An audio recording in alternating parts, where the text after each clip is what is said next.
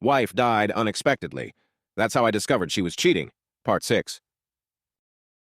The issue is, she apparently reconnected with her half-siblings about 4 years ago. I had no idea.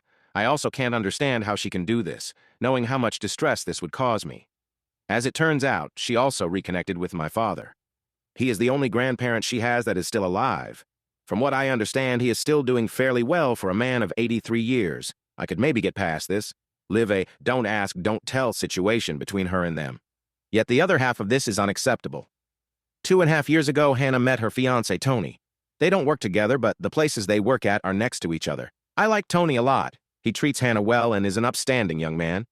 Their wedding is set for 1 month from now. I have minimally contributed to her wedding. Tony's family comes from some wealth not world-changing, but they are doing very well. With that being the case, and him being the one that really wants a large wedding, his family is huge. He has 6 siblings and something like 25 first cousins.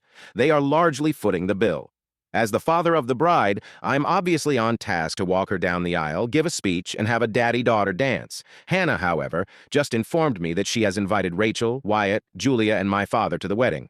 I am 100% against this and have made this known to her. I do not want any contact with these people. That especially goes for my father, who chose my cheating whore ex-wife's children over me. The other 3 I hold no ill will towards. It was their mother's doing. But at the same time, I have no desire to see them. It's just too painful.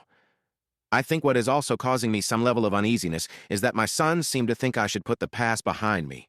I will never forgive. I will never forget. They think I should just be there for Hannah on this one day.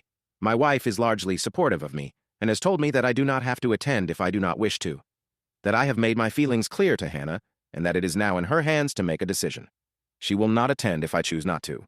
This is dredging up all sorts of negative emotions I haven't had to deal with in a long time. I hate the idea of missing my daughter's wedding, but I cannot, in good conscience, be around those associated with the worst period of my life. I just think I need help in figuring out how best to get Hannah to see the error in this. How do I get her to understand once again? Even after being dead for 20 years, that fucking cunt finds a way to fuck my life. About 2 weeks ago now, my daughter Hannah had her wedding.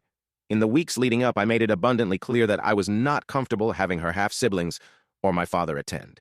It all came to a head with a big argument between Hannah and I 10 days before the wedding. She called me selfish and weak.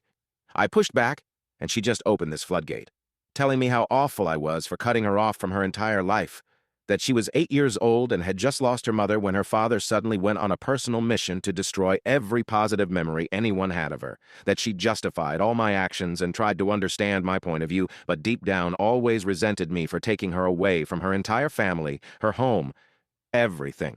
I couldn't believe this onslaught after everything I had done to get her to understand. Her mother was a despicable human. Anyone who would side with her was equally as disgusting. The only thing that saved Hannah was that she was also half me. Apparently that wasn't enough, and now she was choosing others over me as well. I told her I wouldn't be attending her wedding at all. Hannah hung up the phone at that point, and we haven't spoken since. Comment. Part 7. For 7th part.